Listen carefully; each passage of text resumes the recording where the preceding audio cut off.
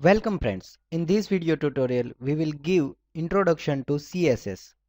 So what you need to first learn or what you should already know for learning the CSS.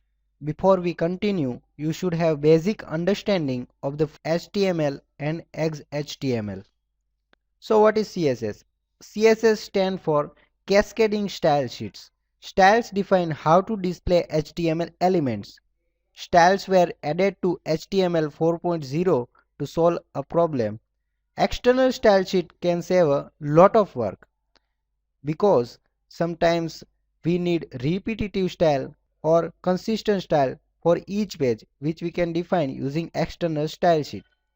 External style sheets are stored in separate file called .css file.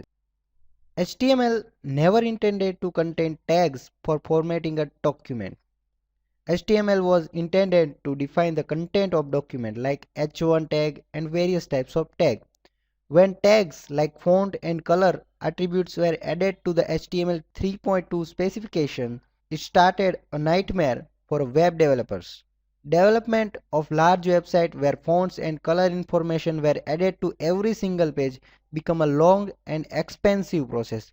To solve this problem, the World Wide Web Consortium created CSS.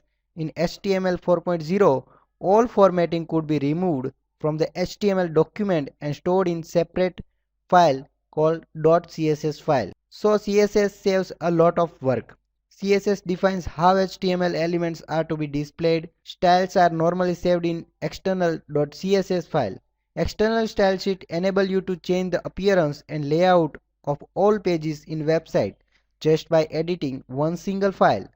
So this is all about introduction to CSS. Now in further videos we will see how to define CSS and various syntax of CSS. Thank you.